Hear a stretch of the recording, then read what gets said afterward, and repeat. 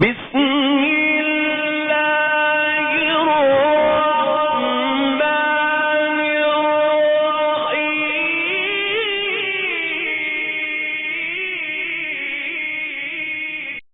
الرحیم الحمدللہ رب العالمین وصلی اللہ علی نبینا محمد وعلی آلہ وصحبہ اجمعین اما بعد۔ گناہوں کے کفارے کے سلسلے میں کہ گناہیں کیسے معاف ہوں گی بغیر توبہ کے، تو نبی کریم صلی اللہ علیہ وسلم کی بہت سارے احادیث ہم نے بیان فرمائی پچھلے کلاسوں میں، پچھلے ویڈیوز میں آپ دیکھ سکتے ہیں۔ تو آج اور ایک حدیث میں بیان کرتا چلوں جس کے اندر جو ہے جس عمل کے کرنے سے جو ہے آپ کے گناہوں کو اللہ تعالیٰ معاف فرمائے گا۔ کام یہ کرنا ہے کہ جمعہ کا اہتمام اس کے تمام شرائط و ضوابط کے ساتھ جمعہ کا اہتمام کریں۔ جمعہ کی نماز کا جو ہے اس کے تمام شرائط و ضوابط کے ساتھ اس کا اہتمام کریں، تو اس کی وجہ سے جو آپ کے گناہ معاف ہو سکتے ہیں۔ نبی کریم صلی اللہ علیہ وسلم کا ارشاد ہے، من توضأ فاحسن الوضوء، اگر کوئی شخص وضو کرتا ہے تو اس کو اچھی طرح وضو کرنے کے بعد ثم اتى الجمعۃ، پھر وہ جمعہ نماز کے لیے مسجد میں آتا ہے، فاستمع وانصت، اور جمعہ کو جو ہے جمعہ کے خطبے کو، جمعہ کے بیان کو غور سے سنتا ہے، وانصت اور خاموش رہتا ہے۔ سمع اور استمع دونوں میں فرق ہے کہ سمع جو ہے صرف سننا، استمع اس کا مطلب یہ ہے کہ غور سے سننا، یعنی پورے غور و خوض کے ساتھ جو کہہ رہے ہیں، جو بات ہو رہی ہے اس کا سننا۔ اس لیے آقا نبی صلی اللہ علیہ وسلم نے لفظ استعمال فرمایا فاستمع وانصت، جمعہ کے خطبے کو، جمعہ کی جو نصیحت ہوتی ہے، جو بیانات ہوتے ہیں، ان کو غور کے ساتھ سنیں، وانصت اور خاموش رہیں۔ غفر له ما بین الجمعۃ الی الجمعہ، تو اس کو بہت بڑا آفر اللہ کی طرف سے مل رہا ہے کہ اس جمعہ سے اگلی جمعہ، آنے والا اگلی جمعہ تک جو ہے اس کے گناہوں کو معاف کر دیا جائے گا۔ وزیادت ثلاثۃ ایام، اور یہاں پہ جو ہے اور 3 دن تک اس کے زیادہ، 3 دن تک اور زیادہ گناہ اس کے بخش دیے جاتے ہیں۔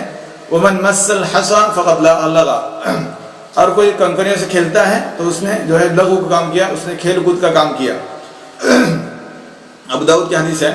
اب یہاں پہ ہمیں یہ بات سمجھ لینی چاہیے کہ ہمارا جو ہے جمعہ کے اندر بہت ساری کوتاہیاں ہوتی ہیں۔ جہاں تک ہمارا حال ہے تو جمعہ کے اندر جو ہے بہت ساری کوتاہیاں ہم سے ہوتی ہیں۔ سب سے پہلے ہم لوگ جمعہ میں لیٹ پہنچتے ہیں۔ دوسری بات، جمعہ میں اگر پہنچے تو مسجد میں ایک کونے میں جا کر بیٹھ جاتے ہیں، اگر بیٹھ بھی گئے تو باتیں کر کے ٹائم پاس کرتے ہیں۔ یہ سب چیزیں جو ہیں ہمارے گناہوں کا کفارہ نہیں ہو سکتی۔ جمعہ کے دن جو ہے جمعہ نماز کے لیے جانا ایک کفارے کا باعث آپ کے گناہوں کو مٹانے کے لیے اس وقت ذریعہ بنے گا جب کہ آپ کے اندر جمعہ کے پورے شرائط و ضوابط پائے جاتے ہوں۔ آپ پورے شرائط کے ساتھ جمعہ ادا کریں گے تبھی جو ہے آپ کے اس جمعہ سے اگلے جمعہ تک کے گناہ اللہ معاف کر دیں۔ کہ جمعہ کے دن ہم لوگ کیا کریں؟ سب سے پہلی بات یہ ہے کہ جمعہ کے اندر جو ہے ہم لوگ کس لیے جمعہ کے جاتے ہیں؟ تاکہ جمعہ کی نماز کے بعد، جمعہ کے اندر جو خطبے ہوتے ہیں، خطبے کے بعد جو ہے جو خطبہ عربی میں ہوا ہو تو اس کی ٹرانسلیٹر جو ہے، اس کی نصیحت جو ہے نماز کے بعد اردو میں کی جاتی ہے، اپنی زبان میں کی جاتی ہے، تو اس نصیحت کو سننا یہ بھی ثواب کا کام ہے۔ یہ نہیں کہ بس جمعہ ہو گئی اٹھ کے چلے جائیں۔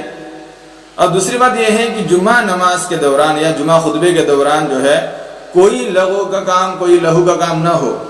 مثلا آپس میں باتیں کرنا، یہ سب سے زیادہ ہوتا ہے۔ سب سے زیادہ یہ بات ہے، چاہے کتنے سے بڑا آدمی ہو، چھوٹے بچے کی میں بات نہیں کر رہا ہوں، بڑوں کی بات کر رہا ہوں کہ جمعہ کے دوران، جمعہ کے اندر جو ہے خطبے کے دوران جو ہے بہت سارے لوگوں کو میں نے دیکھا ہے آپس میں باتیں کرتے رہتے ہیں، یا تو باہر بیٹھ کے باتیں کریں گے یا اندر بیٹھ کے باتیں کریں گے۔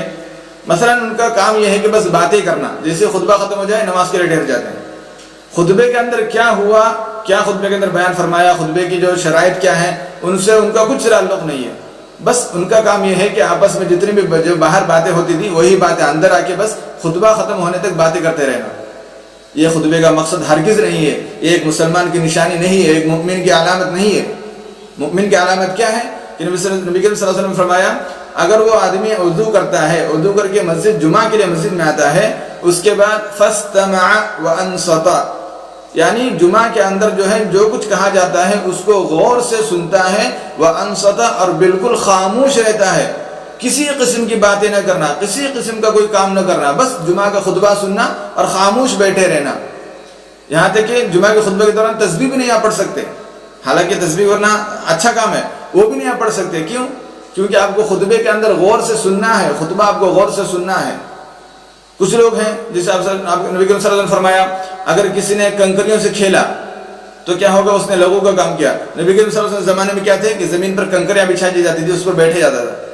جو کچھ لوگ کیا کرتے تھے؟ کنکریوں سے کھیلا کرتے تھے، خطبے کے دوران کنکریوں سے کھیلا کرتے تھے۔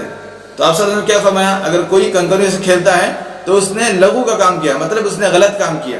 ابھی ہمارے یہاں مسجد میں کیا ہے؟ کنکریاں نہیں ہے، الحمدللہ اللہ کے فضل سے جو ہے بہت سارے سہولتیں ہیں، لیکن کچھ لوگ کیا کرتے ہیں؟ جو کارپیٹ نیچے کارپیٹ بچھا رہتا ہے یا چٹائی بچھا رہتی ہے اس سے کھیلتے ہیں۔ کارپیٹ پر کچھ ایسا انگلیوں سے کھیلنا یا چٹائی سے کھیلنا یا چٹائی پہ کچھ کرنا، یہ سب چیزیں کرتے ہیں۔ یہ بھی کیا ہوگا؟ اسی کے مشابہت ہوگا، یہ بھی غلط کام ہوگا، اس کو بھی نہیں کر سکتے آپ۔ تو نبی کریم صلی اللہ علیہ وسلم کا ارشاد جو ہے، نبی کریم صلی اللہ علیہ وسلم جو حدیث بیان فرمائی، جمعہ کے اندر آئیں تو اس کے پورے شرائط اور ضوابط کے ساتھ جمعہ ادا کریں گے، تبھی جو ہے آپ کو اس جمعہ سے اگلے جمعہ تک کے جتنے گناہ ہوں گے، صغیرہ گناہ ہوں گے، ان تمام گناہوں کا کفارہ جو ہے اس کے ذریعے ہو جائے گا۔ ابھی ہمیں یہ بات سمجھ لینی چاہیے کہ جمعہ کے اندر ہم لوگ جائیں تو اگر ہم خود اس پر عمل کریں کہ مسجد کے اندر کوئی بات نہ ہو، جمعہ کے اندر کوئی بات نہ ہو، ہم سے کوئی غلط کام نہ ہو، اور کوئی دوسرا باتیں کر رہا ہو تو اس کو بھی سمجھائیں کہ بھئی جمعہ کا دن ہے۔ نبی صلی اللہ علیہ وسلم کے حدیث کے اندر ایسا بیان فرمایا ہے، نبی کریم صلی اللہ علیہ وسلم کا ارشاد ایسا ہے کہ جمعہ کے اندر کوئی بات نہیں کر سکتے، جمعہ کی نماز کے دوران ہم لوگ کوئی غلط کام نہیں کر سکتے، صرف خطبہ سننا ہے، یہ ثواب کا کام ہوگا، جمعہ سے جمعہ تک کے لیے گناہوں کا کفارہ بنے گا۔ تو دوسروں کو سمجھائیں، اس کی دعوت دیں، اس کی تبلیغ کریں، انشاءاللہ خود بھی عمل کریں اور دوسروں کو عمل کرنے کی ترغیب دیں۔ اللہ تعالیٰ اس پر عمل کرنے کی توفیق نصیب فرمائے، آمین۔ السلام علیکم ورحمۃ اللہ وبرکاتہ۔